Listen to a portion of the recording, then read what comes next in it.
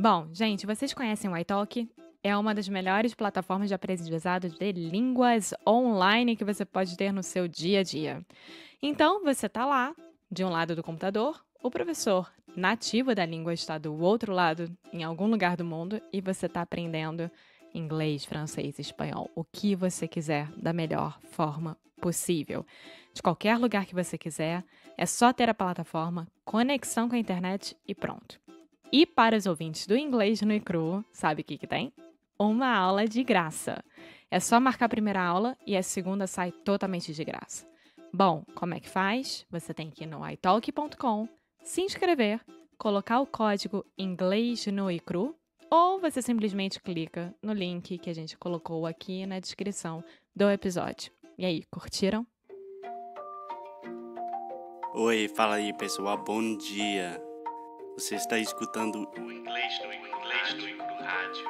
I am your host, Foster Hodge.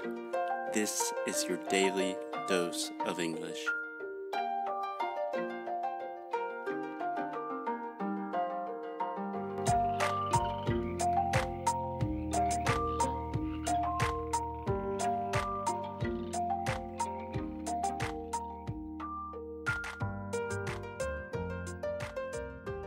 Hey, what's up, guys? Foster from Inglês no Cru. Today we have a special guest, João Marcos. João Marcos is a friend of ours, a friend of Alexia. What's up, João? How are you? Hi guys, how are you doing?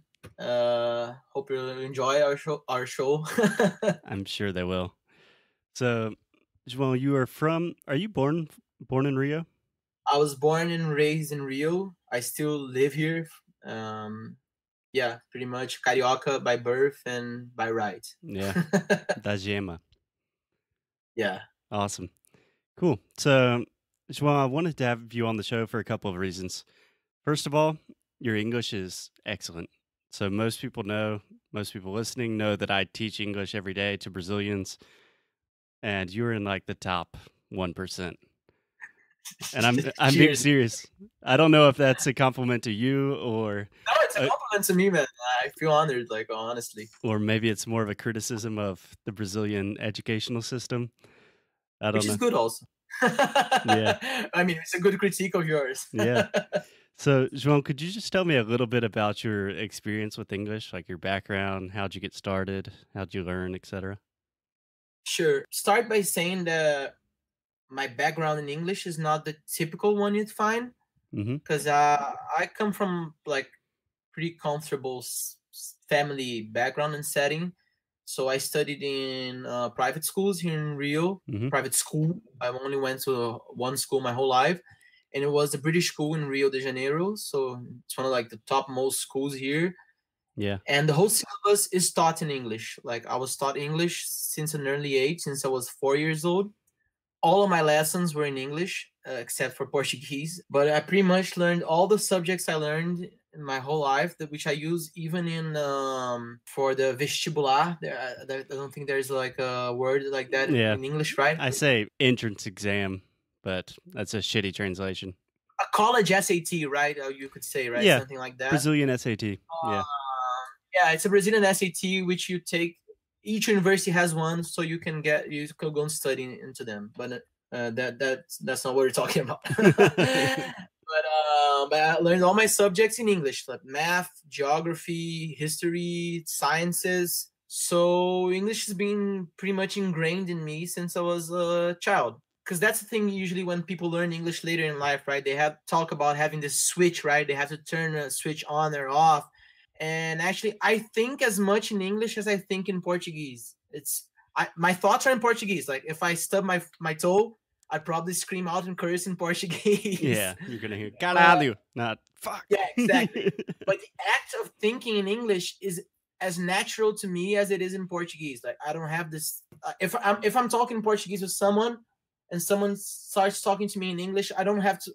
There's no delay. There's no lagging. You know, like I can automatically turn up to the person and start speaking in English, and it just flows. Right. It's not a conscious switch. It just happens automatically. No, for example, Spanish, I still have to think about it in Portuguese, translate it in my mind, see if it like if it's correct and say it. It's like, it sounds like I take ages talking in Spanish. But it's kind of a quick calculation, but I still do it. In English, I don't do it. I'll just, I mean, it just flows through me. Yeah, Like, it's automatic. Yeah, that's yeah, really yeah. cool. So, And important. sorry. No, sorry, no, it's just something important that I think like everyone should do it. You should keep practicing it, right? I mean, sometimes I won't speak it as much as I would like, but I'm always consuming all kind of media I can in English. So I'll listen to podcasts, I'll watch movies with English subtitles because I think it's important. Yeah. Because you'll pick up some words which you don't know, and you see them using the context, and it's clearer to you. And I read a lot in English. For example, if I'm reading a book that's not only American and British authors, but I have this kind of rule, like whenever I'm reading a language I don't know. So for example, German has roots with English, right? So I'll read an English translation of German authors, like Yeah. this kind of thing. So I'm always keeping up with my vocabulary in that sense. Yeah. Important, I think. Otherwise, you'll lose your vocabulary and you'll be stuck to kind of like simple words, which makes it like clear to someone like a native speaker like yourself. You can tell when someone's like speaking that English course kind of like vocabulary, right? Oh, It's for like sure. 100%. Yeah, that's something I wanted to ask you is obviously you had English training that most people don't get in Brazil, a very formal training at a private school, but you've maintained your English to an excellent level, even like improved it with pretty much any slang I could say you already know. So, I mean, apart from just like podcast and things like that, how are you always consistently using your English, or not necessarily using, but you're never losing, you know? Like all my students say, like, oh, it's easy for him. He studied at a British school. Yeah, that part was easy, but not the part of you still speaking perfect English today, you know? I mean, I have friends who studied with me. Like, I still keep in touch with most of my school friends. They're pretty much my adult friends nowadays. Adult friends. That's funny. But I mean, that's something very particular. I think it's kind of like a self-discipline you have to have and keep learning the language. Because I have a really good friend of mine, which we joke with him, like he didn't learn English when he was in school, and he can't speak it today. When he studied his whole life in the British school, just like I did. When he speaks, you'll turn to him and look at him like, wow, like when did this guy start learning English? I have other friends which were pretty good speakers, but they lost it. They didn't practice it. They didn't maintain it. They just kind of lost it. Yeah. I've always had an interest in languages, and I knew I come from like, I hate this word, but I'll use it, like a privileged background, right? Yeah. Like if I lost this English, like this whole education I had, it would be such a waste, like kind of just being an asshole. Sorry for using that word. Like, no, you're welcome to curse as much as you want. Yeah. No, man. I learned like proper Shakespeare, like read plays Shakespeare. And I had to analyze like one of my exams in school. I did the GCSEs and the IBs, right, for England. Yeah. UK speakers, maybe like people who live in the UK might be aware of those exams. And there was like an English, I actually did English A1, which they call English literature. Mm-hmm. I had actually to record like this analysis of like, I never forgot it, about Hamlet. And it was like the part in the play where Polonius hides behind the curtain while Hamlet confronts Gertrude, his mother, and stuff. And so, I mean, it was a rich experience. And to lose it just because I'm lazy or I can't bother to practice it, it's just, it seems a waste. Yeah. It's like a lazy piece of shit. It's like, come on, dude. Yeah. There's so much money and time spent towards your English. You should maintain it. And it is a universal language in the world. Like, whatever qualms you may have about it, like, I don't know, American cultural dominance or whatever, like, tough luck, bitch. Yeah, it's the lingua franca. That's the world we live in. Like, the internet is in English, and it's pretty much like the mainstream communication media we use. I mean, so yeah. I have this amazing advantage. I was talking to you, right, just before we recorded, how I actually wrote a skit in English for this Portuguese TV show here in Brazil. So, I mean, you use it somehow. Some people think, I'll never use it. why should I keep it up? I mean, it will never turn up again. It will. Like, you never know. Like, it's an advantage for you to learn another language and actually like masterfully use it. So Yeah. I mean, it's going to turn up, and it's not going to close any doors. It's only going to open a lot of doors, you know? Yeah. no, I agree with you 100%. I concur. I always love to use this term. I concur. I concur. That is slightly British never- to me. I concur. Yeah, I tend to use some British like aluminium, right? You guys say aluminum, right? In the US. Aluminum. The other way around. Yeah, I learned it as aluminium. Really? That's crazy. The last letter in the alphabet is a Z. Z. It's a zebra.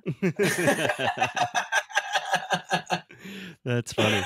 So how did you work on changing your accent from nowadays? I would say you have pretty much an American accent, or at least a generalized North American accent. Definitely not a British accent. Did you have to actively make a transition? No, that's funny because my brother, he's like just a year removed. That's the right expression, right? Just a year removed from my age, or You can he's say just, that. like, That's super formal. I would just say he's a year younger than me. a year younger. I don't get to use it like formal terms, so when I get the chance, I'm just like pouncing at the opportunity. I concur. He's a year removed from me. But my younger brother, he's our middle brother, but he's a year younger than I am. Mhm. He has like a pretty formal, like kind of British accent, which he worked on it. I always focused when I was younger in school. I remember like this conscious effort of mine to learn the language, and like to learn how to use it. Because I mean, I didn't have no illusions of getting like a proper like British accent. Because first of all, I thought it was ridiculous. I mean, if I look like a Brazilian, I'm speaking with just like this formal like Cockney accent or whatever, like it just sounds terrible.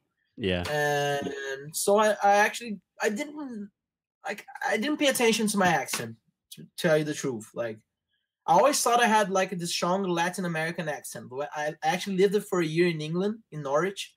Oh, yeah. I forgot about that. Yeah. Yeah, I went to uni there for a year. Uni, another British term, right? College. I went to college. I went to uni. I went to college there for a year.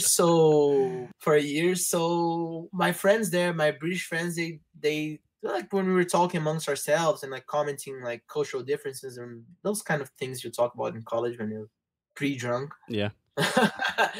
And they would comment like that they'd say like my vocabulary is really good, but I had this like Latin American, like typical Latin American accent, which flows like up and down, like the Very musical. melody. Yeah.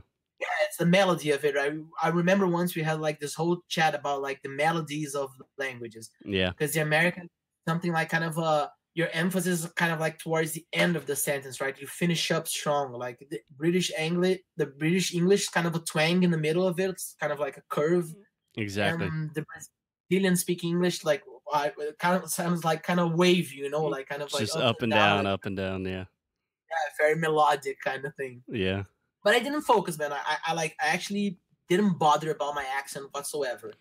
But I think I'm influenced a lot by the media, by movies, by TV shows, by when I was young, cartoons, right? Yeah. I imagine nowadays you're not consuming too much British media, at least compared to No, American media. You watch some TV shows, but they usually, for some reason, I think because American audiences prefer to consume them, they're usually like back in the day, right? They're like not contemporary. Yeah. So they will speak in like this outdated manner, and Yeah, it's just kind of weird. Yeah. yeah, like there's no sense. That's actually one thing I'll comment about. I actually don't understand. You as an American, I don't think you'll laugh. What you'll say about it? I'll probably laugh. Like, why? I think it's something to give it some kind of gravitas or something. But like, for example, Game of Thrones, right? Yeah. It's a fantasy world. It's a fantasy continent. Like, there's no parallel with Earth with this reality whatsoever. Yeah. Why the fuck do all the actors sound British, man?